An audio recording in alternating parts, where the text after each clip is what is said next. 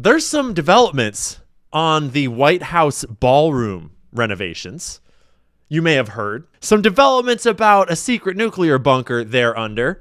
And in case you didn't hear the news, there were some mysterious earthquakes in Israel a few days ago that, let's just say, got everybody rumbling about, are y'all fucking testing your nukes out there? Are y'all running nuclear tests right now? You fucking animals. Conspiracy theories are entering a dangerous... Information is the oxygen of the democracy. There's so much evidence out there that even if less than 1% is true, that would be enough to collapse the current paradigm and change the whole planet.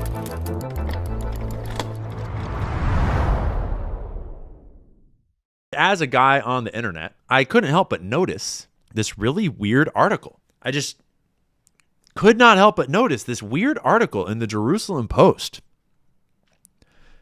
that starts with this title: Israel, Iran reassured each other on strikes via Russia before protests broke out.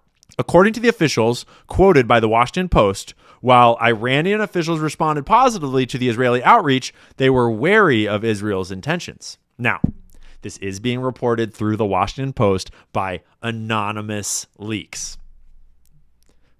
So basically treat it like doo-doo and flush it down the toilet.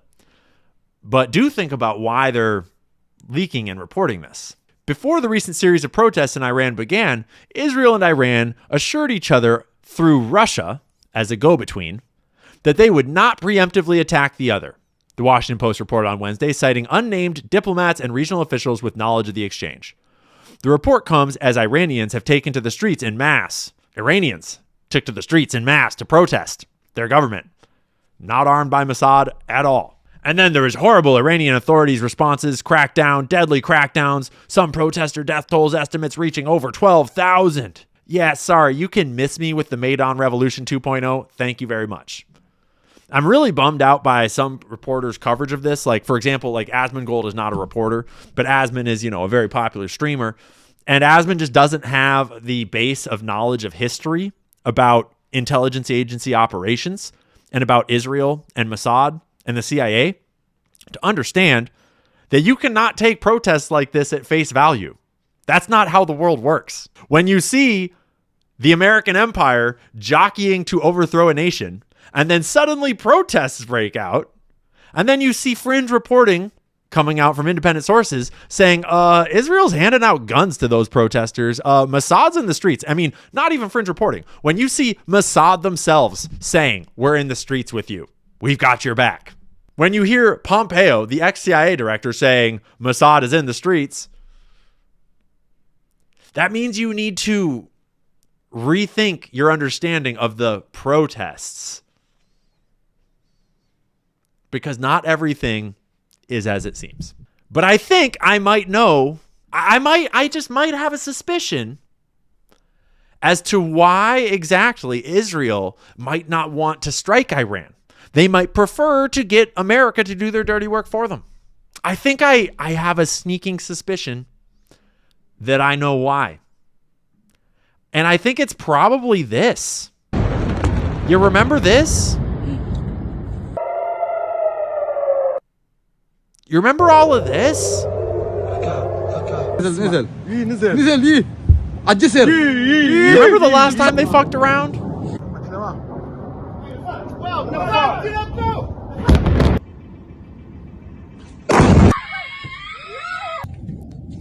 And then the whole world made hype tracks out of it that are actually now copywritten songs that I can't play on stream.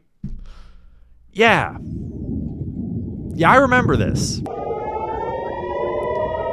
Back when we all learned that maybe the Iron Dome is not so iron and domey as we were told. Maybe Israel's not actually invincible. Maybe they're a tiny little bully surrounded by some pretty mean neighbors. And they've been poking the bear for fucking forever. And maybe they should shut the fuck up and stop being assholes and stop colonizing and subverting and blackmailing and overthrowing and scheming. Because It turns out that if Israel were to do the dirty work for themselves, it wouldn't go so well, actually. Because that was just Iran, all on their own. That wasn't even all the rest of their neighbors. I just can't help but suspect that maybe that has a little bit to do with the way they're doing it this time. But if you live in Florida, don't fucking talk about it. You dirty anti-Semite. Definitely don't post about it. Don't post online about it. Don't social media about it. Because pretty soon, if you keep doing that, we might have to like make a camp and put you in it. Just stop. Because this is Florida. And Florida was promised to these folks thousands of years ago. And I know you've got this freedom of speech thing, but if you utilize that, we're going to have to send police officers to your house to whine about your social media posts. Picture to make sure it's you. We're not sure. Okay. Is that your account? I refuse to answer questions without my lawyer present.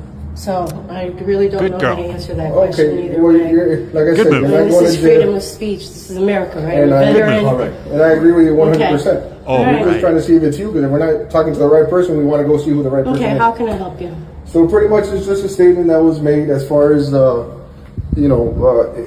it says the guy who consistently calls for the death of all Palestinians tried to shut down a theater for showing a movie that hurt his feelings and refuses to stand up for the LGBTQ community in any way.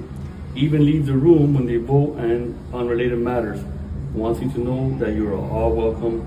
Clown face, clown face, clown face.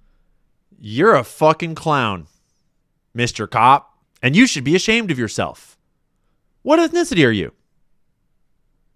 Are you Jewish? Mr. Cop? What about this other fatter one? What about this one? What do you think? Because if you are, you should be ashamed of yourself. And if you're not, you should be double ashamed of yourself. And you should probably resign and get the fuck out of there. Because now we're sending cops to people's houses in Florida over social media posts. But now here's another side of the story. This James Fishback guy, he's really easy to jump on the bandwagon with right now.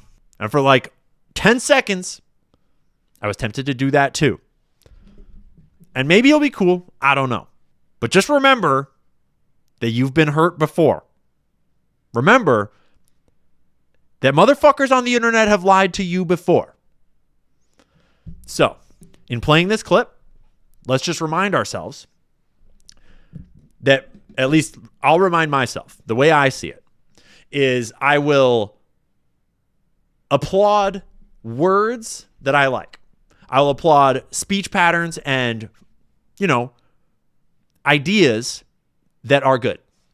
That is not the same as saying that this politician is going to help you. And it's not the same as saying, I endorse this motherfucker, because I don't trust him. If he wants trust, he can damn well prove it. That being said, I ain't sad about having more younger politicians coming up and getting popularity by saying these right things.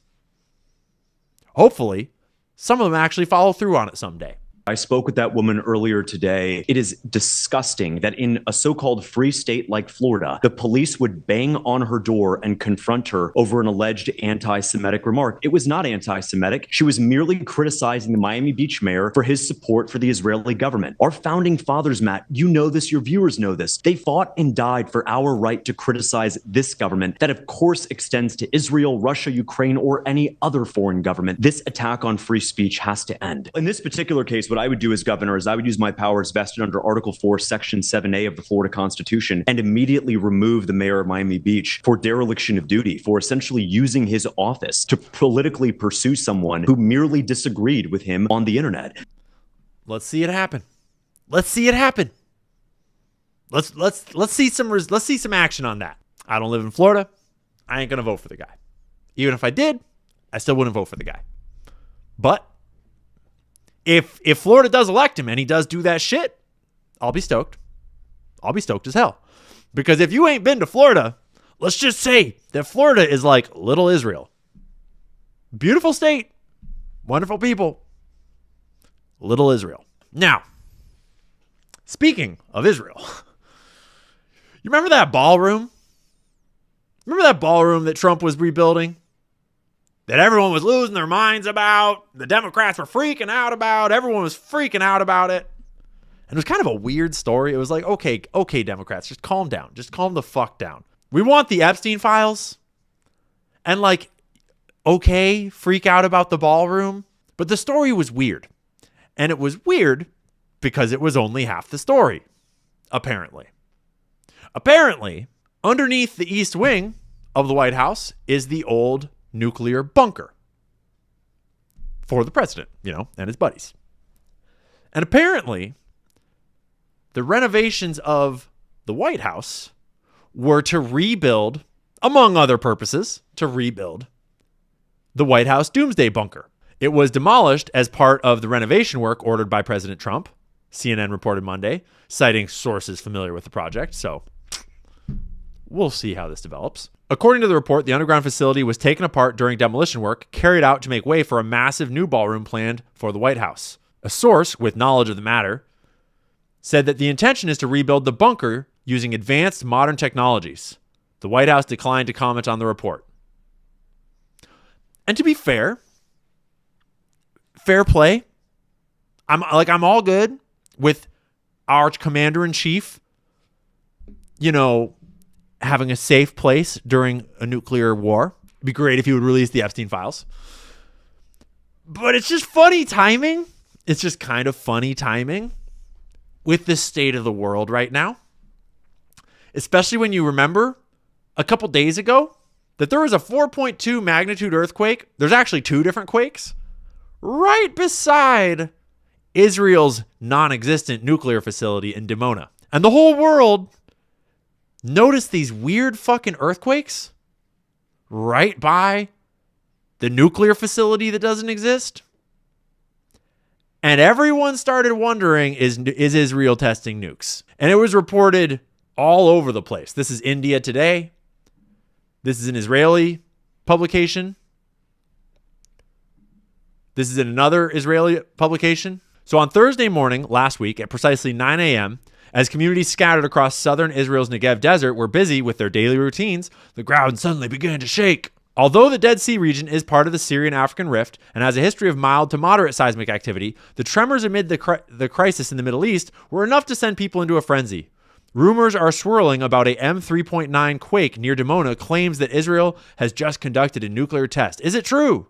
To be clear, to be fair, based upon my limited research on it, I don't think it's confirmed that it's nuclear testing.